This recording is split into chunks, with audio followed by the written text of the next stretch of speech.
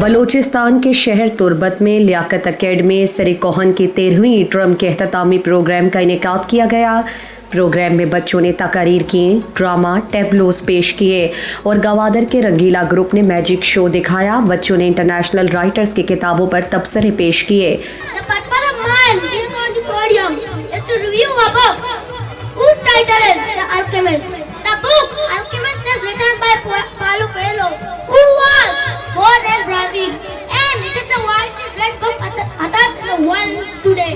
جبکہ پروگرام کے مہمان خصوصی نوجوان کاروباری شخصیت شیرجان قدیر تھے۔ اعزازی مہمانان خاص انجمن تاجران کیچ کے جنرل سیکرٹری اعجاز احمد جوسکی، نائب صدر نثار احمد جوسکی، یاسر غنی، ہوتک بلوچ اور علی جان باقر نے پروگرام کے آخر میں بچوں میں انعامات تقسیم کیے۔ اس موقع پر مہمانوں کا کہنا تھا کہ لپس اکیڈمی علاقے میں بچوں اور بچیوں کی تعلیم و تربیت میں اہم کردار ادا کر رہی ہے، جس کی وجہ سے تعلیمی ماحول بہتر طریقے سے پمپ رہی ہے۔ اور اس کے علاوہ اکیڈمی کے اسسٹنٹ ڈائریکٹر یاسر اسلم اور اکیڈمی کے ڈائریکٹر مہراب تاج نے گدروشیا پوائنٹ سے بات چیت کرتے ہوئے کہا، مرچی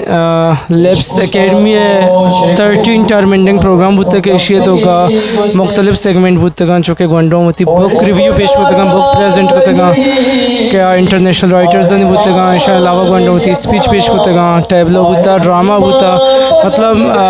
وانگے امراضی گونڈوں ہوتی ٹیلنٹ ہم پیش ہوتا اور میجیشنز کے گاں حیدرآباد اچھے گروپ میں لوٹا انتا کہ ہاں یہ پرفارم ہوتا اور علاقے مردمانہ انٹرٹینمنٹ ہوتا تھا، انٹرٹین ہوتا کہ ارچی کے مطلب میں یہ آڈینس مرچی چارگت کا ایونٹ ہے، ڈپارچر پروگرام ہے اور امیدی کے شان ساکباز چیز سیکھتا چاہ اما بکن چی کہ اما اسپیچن چی کہ میں گونڈو مرچی اما بک کے ریویو ہوتا گا کہ اسپیچ داتا گا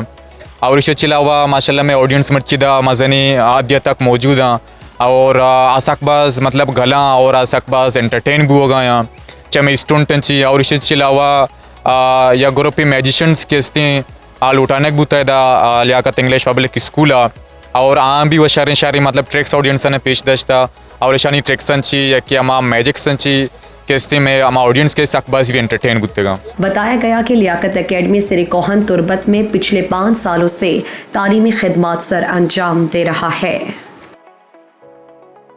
مزید دلچسپ معلومات اور خبروں سے آگاہ ہونے کے لیے Gedrosia point Facebook page, Instagram, Twitter کو فالو اور یوٹیوب چینل کو سبسکرائب کریں۔